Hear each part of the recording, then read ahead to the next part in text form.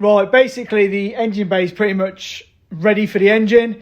There's a few little modifications I've got to do. I've got to adjust the power steering lines quite simply because they run across the back of the engine, as you could probably see, engine bay. And then they actually originally run down this chassis rail, and obviously we can't have them run there.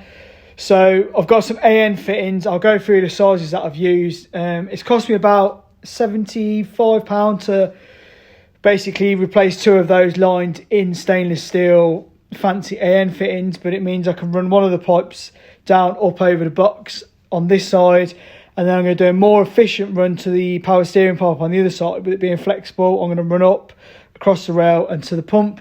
I'll show you how that's been done at a later date.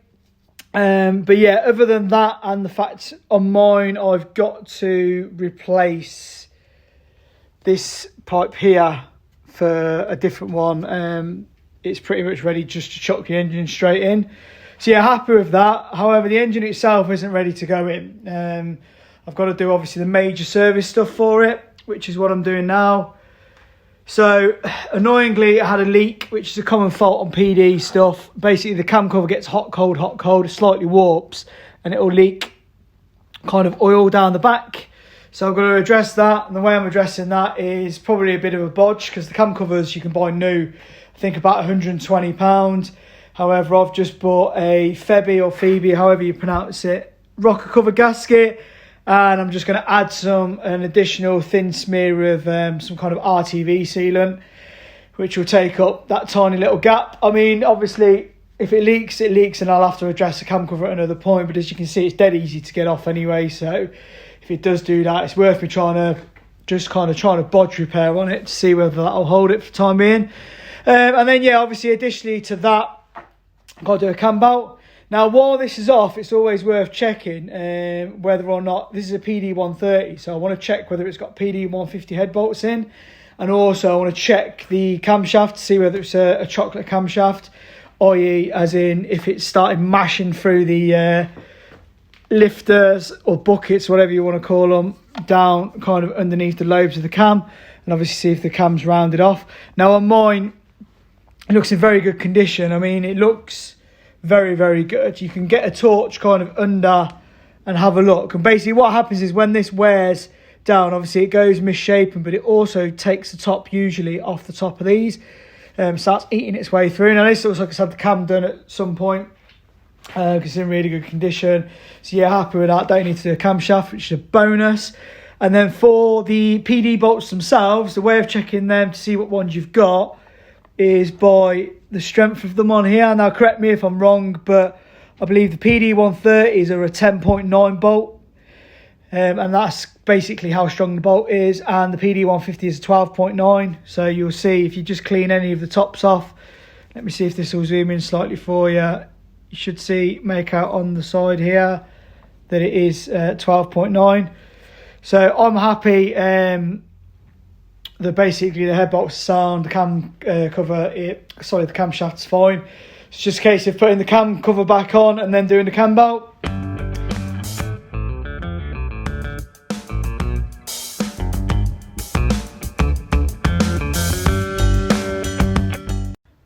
Right, so my pipe has turned up. Originally, this is the pipe that comes out of the brake servo on the looper and the Arosa. They may be slightly different, but my issue was it was basically a straight out fitting, which then put it close, if not contacting the back of the engine on this part here. So obviously with the vibrating the engine, I didn't want to kind of lose my brake servo, because although you could still stop the car, you'd notice it fairly quick that your brakes are loads harder to press. So yeah, this is the old pipe out. I do need to take off obviously the one-way valve, because that's going to need to be put into the new pipe, which I've got fitted. But just to show you on the new pipe, it basically sits back, it goes backwards. Instead of it coming directly out and then down, it's back up along the bulkhead. And then I'm going to have to cut it somewhere in this pipe to obviously put the one-way valve in, which is this one here. But if anyone's interested, it cost me like a tenner off eBay for a second-hand one. That was the label it came with from the scrapyard, so that must be the part number. So yeah, basically that's a stainless flange for going on my PD. You can't go to 3" directly because of, obviously, if you have a look on there, there's not much room to get your bolt in. So yeah, it's kind of a bit of an issue with that. So I'm having to then space it back a little bit with a bit of this pipe and then chuck my flare on. Now, when you put that up, you'll see that the actual turbo hole's a lot smaller on that, so it's not really going to be restrictive in any way, even if it does have a little bit of a kind of a small section on there. So yeah, I'm happy with that, it's not an issue. The rest of the pipe is obviously all ridiculously thick walled stuff, just because it's a hot down pipe. I do have thin walled steel, but I'm not going to use it. Obviously it's all stainless, I think it's 304. Yeah, 304. The flange I'm guessing is probably like 316 maybe. But yeah, it'll all weld together. Then the welder obviously is cheap TIG welder. It's a SIP with a cheap gas lens, and I think it's a 2.4 tungsten. And instead of back purging, I'm using flux. This stuff's always worked really well. I just don't have the second outlet on my welder at the minute to do back purging. To be honest with you, it's more convenient to use that. It does protect the weld and it gives you a nice weld. Well, so I've roughly chucked the flange on. It's obviously just on there for working out this next section. Now the plan is I've got to go from here, get it to 3", bend round here, and then the end kind of plan is to have something where there's like a 90 there around the gearbox with a 45 which will take it that direction, a bit of straight, and then this final 90-degree bend will be the one that takes it under the car. So it's kind of like that to get it as free flowing as possible. The less bend you have in it, kind of the better. No one, like I say, does a 3" downpipe, so it's a bit of a mess about. As you can see, there ain't really much room. If I was just to chuck the flare in, obviously I need to cut off the bit that's less than kind of where it's mating size wise. So I'd obviously cut this part around there and then weld it to that. But if you see, going straight to 3" isn't possible because of the studs. It's literally touching the studs all the way around. So that's not really an option. So I've kind of got to space it out with a bit of stainless to where I'm happy with, and then obviously cut this down and weld it to there. So there may only be like, say, like 10mm of that welded just to step it. And then obviously we're going from this point kind of to that. So the plan at the minute, firstly, is I'm gonna cut this down so it meets that. So we've got the overall kind of thickness of that ready to go. Then I'll probably weld that onto this part here, because obviously I know what that's doing, and obviously I can turn that where it needs to be. And then I'll look at the next bit. Right, so just clear this up. The bit I didn't need has been cut off the end, so that can just be chucked in the bin or in your scrap pile, whatever. Clean the inner and outer of that up, so that in theory can then be welded onto there, which is then reducing it down, and again onto there, which will give me a nice kind of flow out. Now I can't just get away with just welding that straight onto there, because I've done it before and it will pull and probably distort this end piece. So what I'm going to do is I'm going to measure up, I'm going to cut down, and I'm going to tack it, and then I'm going to weld it, hopefully. Right, so this Sif Flux, if anyone's interested, it's like a powder. You get some fairy liquid. I mean, there's other brands, I don't even know if we are using fairy liquid, but you know what I mean. This probably says don't put it on your hands, but whatever. So yeah, you mix it till it's a paste.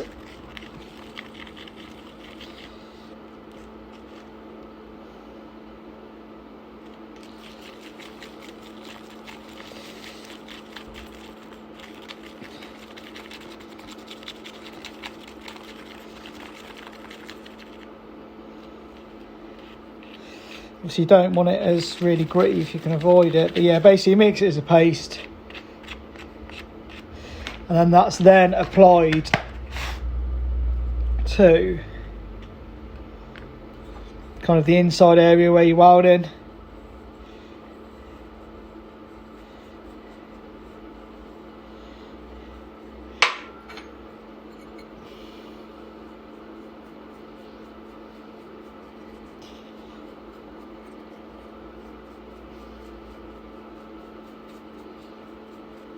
So you've got obviously a nice bit on, chuck that on there, weld it up, and then obviously the flux will be protecting the inside.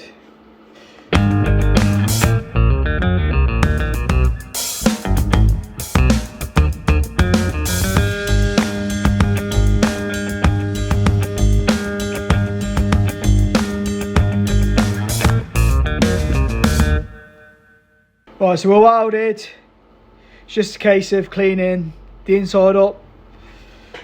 When I do that is usually with that, because that does fit down like the 3-inch pipes. Bit of a squeeze, but I can normally get it in. If not, then I'm just going to use a bit of wire wool. And basically any kind of unburnt crispy bits will come out. That's still a bit hot at the minute.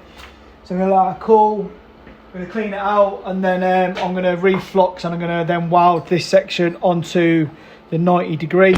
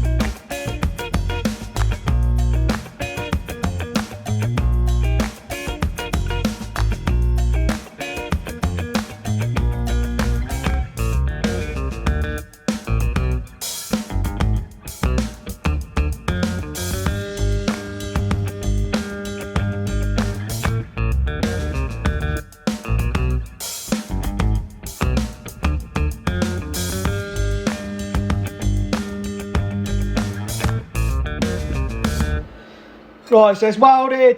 We could probably do with cleaning up the outside. I mean, it's not the best weld. It's not laying dimes, but at the same time, it's not going anywhere. It's been heat wrapped, so I don't really care. I've not really been bothered too much with this. It's just a case of getting it done quickly because I'm absolutely freezing. But yeah, the main stage, the crucial stage now is what every exhaust builder will do. And if they don't do it, then the lion is sticking your mouth around here and screaming through the pipe just to see what it kind of sounds like.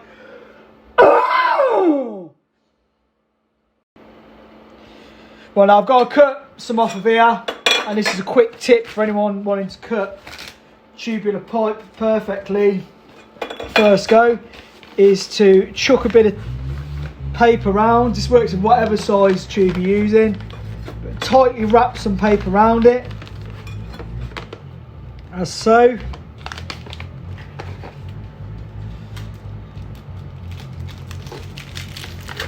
And that will give you a perfect line to draw around. So once you've got your measurement of where it needs to be, you can just chuck it on.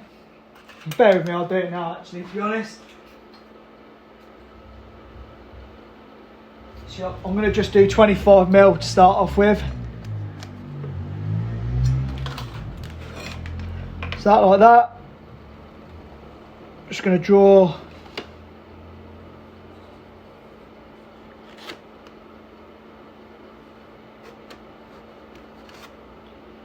It doesn't matter that I'm kind of going off and on because I'm not too bothered about the side there, but what I am bothered about is it gives me a perfect straight line there. So yeah, I'm going to then cut on obviously this side of the line all the way around, and then that will give me my perfect kind of sizing, and should just put straight up against the bit of pipe. Right, so the downpipe is kind of roughly just chucked on, but I need it in the car now to kind of work out how much clearance I've got, because obviously I was going to do a 45 down and then under. However, I might need to get a smaller 90, a tighter 90 than this one, and kind of go back on itself, but I'm not going to know until it's in the car. So yeah, I've got to hold off for the time being.